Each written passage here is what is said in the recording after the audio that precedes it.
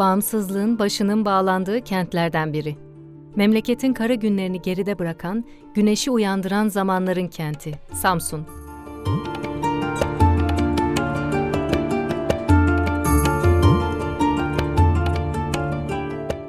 ...1878'de bir yük gemisi olarak inşa edildiğinde yükünün pek ağır ve daha çok manevi olduğunu Bandırma Vapuru da bilmez.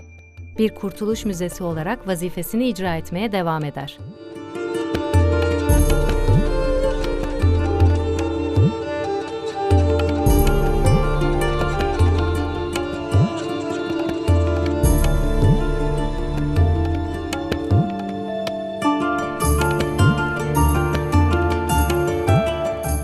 Eski ticaret yolu üzerinde Selçuklulardan kalma kervansaray Taşhan. Hala dünyanın misafirini buyur eder.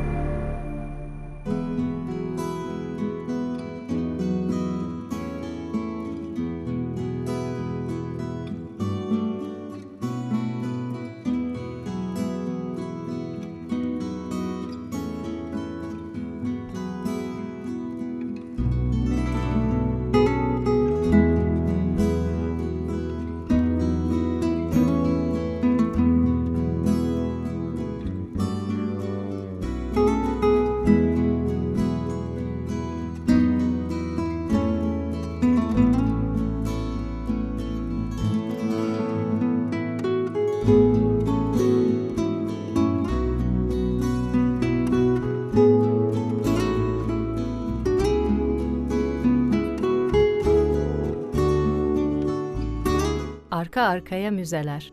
Durmayan, geçip giden zamana karşı ısrarlı durlar, duraklar. Sağlam hafızalar.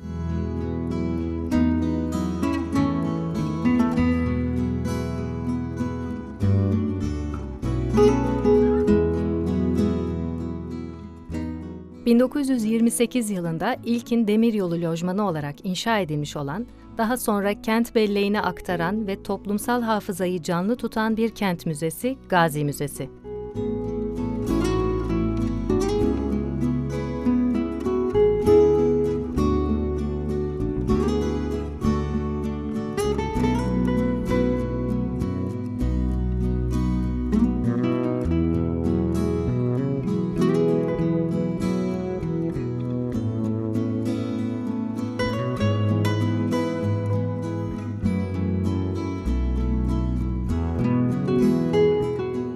Kent Müzesi, modern müzeciliğin de göstergesi olarak yer alır Samsun'da.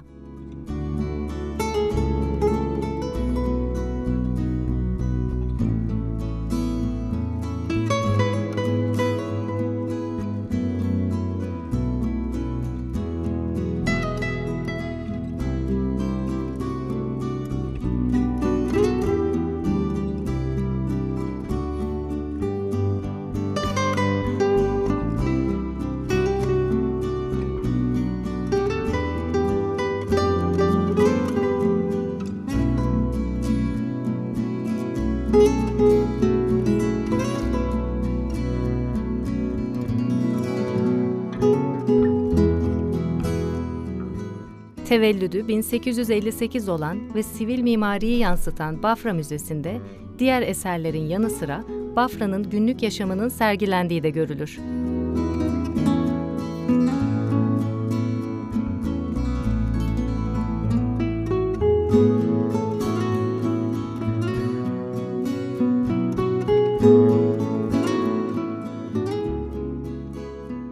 çok eski yerleşim yerlerinden İkiztepe Höyüğü'ne ait bellek görüntülerinin ağırlıkta olduğu bir müzedir.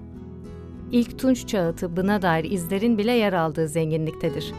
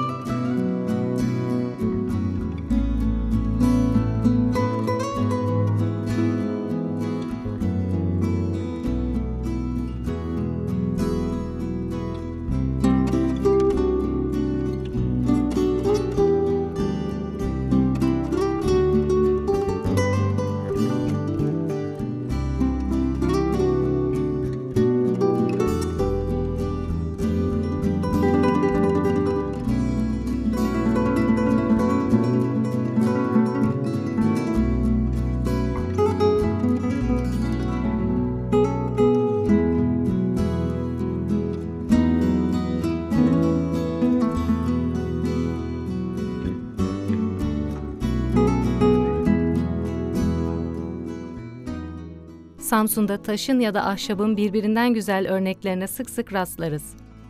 Bu yapılar etkileyici bir medeniyet neşesi veren halleriyle yeni mimarinin eski mimariye ricatını telkin eder mahiyettedir.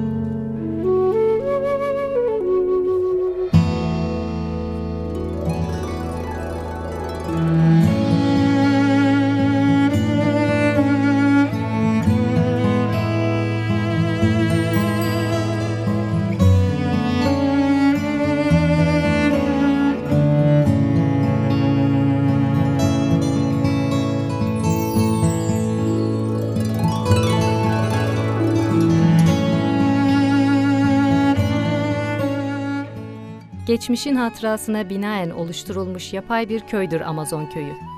Temsili heykeller o günün gündelik yaşamını sergiler. Kadının her konumda ve hâlihazırda da hayatın efsanevi savaşçısı olduğunu, yiğitliğin erkeğe mahsus bir olgu olmadığını ispatlamaya devam eder.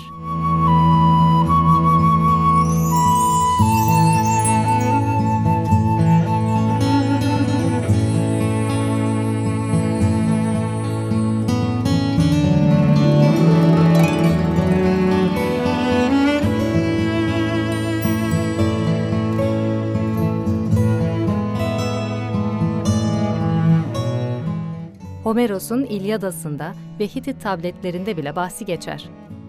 Vadinin başını bekleyen kayaların oyuğunda Tekkeköy mağaraları vardır.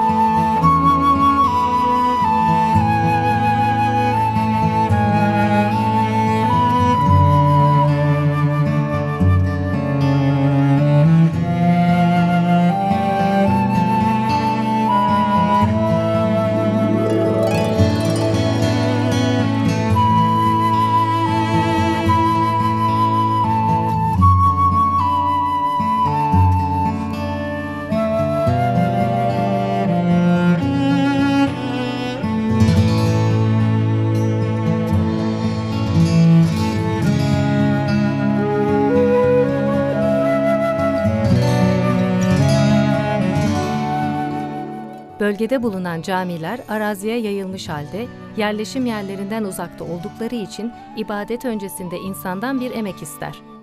Ona doğru yol almak, azıcık ter dökmek ister. Belki kalbe doğru bir akıl yürütme, bir değil 1000 adım.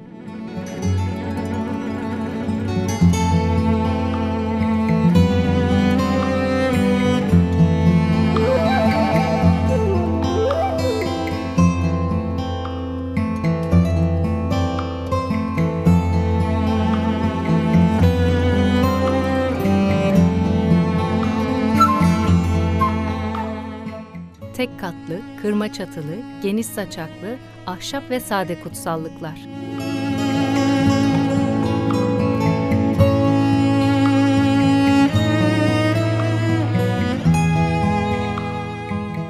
Neredeyse 1000 yaşında Göceli Camii. İbadet dirisidir. Keyfi yerinde, sağlığı gayet iyidir. Kök boyalarıyla yapılmış kalem işleri, bir sanat oyunu olarak icra edilmiş nakışlar, erken Osmanlı'dan klasik devrin sonuna kadar bir yolculuktur.